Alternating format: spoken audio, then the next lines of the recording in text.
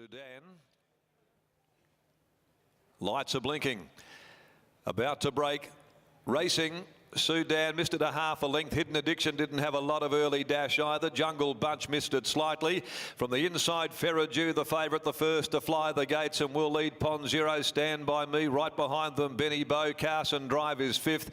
Over on the outside, over there, three deep early. The speed coming right off and they're just jog-trotting here at the head of the field. Sudan's pulled its way up near the fence. Don't Let Tomo goes back there. Jungle Bunch found itself three deep and last is Hidden Addiction.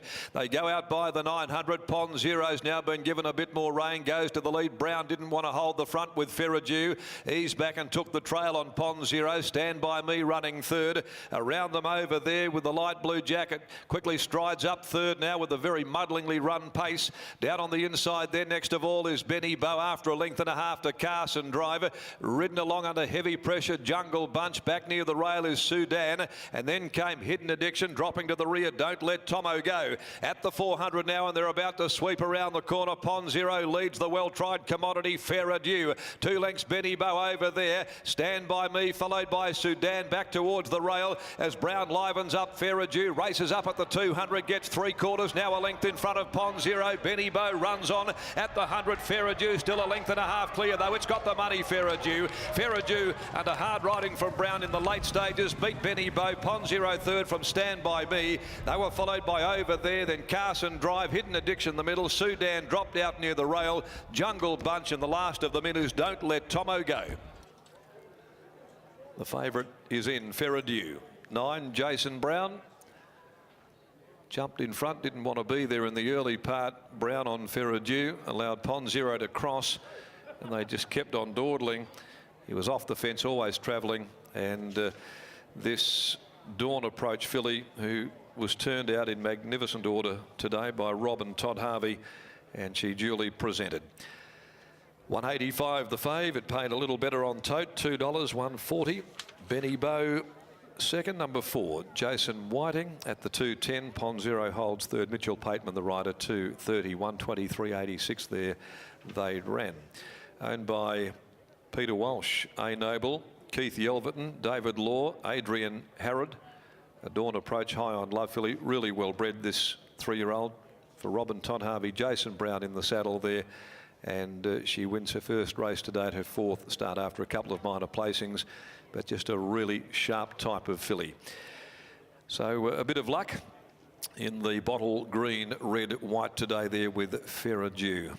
Certainly didn't go their way with the barrier draws for either the Railway and the Guineas coming up on the weekend. 1 1/4 by a length and a half margins, and 34.5 won a real sprint from the home corner. They've amended the time, in fact, now 1:25.85, 1:25.85 there, and that is a pretty sluggishly run 1,400 metres. But all's well that ended well for the favourite. The next event of the day will be the Mrs. Max Handicap. It's 1,000 metres with 3 Just a Fluke and 8 Rebo, both coming out, and they take some speed out of this race. Sean McGruddy's on 4, Keeper's Tail. It's a good pickup ride there for Shooter McGruddy. Here's another guy that likes to shoot the lights out, and that's Gareth Hall, and he's down there with co-trainer in Todd Harvey. Todd, that was a pretty good effort, stepping up to the 1,400 metres, albeit it didn't look like they were going that quick in the early part. No one really wanted to take up the lead. No, I thought Jason rode her really well, actually, because we've sort of been wanting to see this filly ridden with a bit of a sit, and she hasn't had much of an opportunity to do that. So I was glad that horse came up and took the running up, and I thought Jason rode her really well. I guess you're looking forward to seeing her step up in class when there's a little bit more depth to a field, and maybe you get a chance to ride her with a sit. Yeah, I agree with you there. I think it'd be good to see that. I think she would have quite a good turn of foot if she was ridden a bit quieter. Do we see her now on a Saturday? I think we'd probably just take her to maybe another Wednesday 3-year-old race. I think there's a fair bit to come from her, and it might not be this preparation, but maybe next. So how many more runs in store you think this time in? Oh, we'll just be guided by her, maybe 1 more or maybe 2. All right, mate, thanks for that. Well done. Thank you. There we go. There's Todd Harvey, Brittany, and Jason Brown at his very best there, getting the job done with his galloper. Benny Bow's definitely knocking on the door for Brucey Watkins, and Pond Zero led them up, finishing third. We jinxed Stand By Me. He was coming. He was getting there. Finishes 4th, of course, and over 3 was back into 5th. But Jason Brown, they tell me, had a few hiccups this morning. The power went off, so he struggled to get into the spa. Oh, he wouldn't have been happy about that. I think he was angry, but this might put a smile on his face. Old Stephen A. Smith, ACCA Jason Brown. It may well do.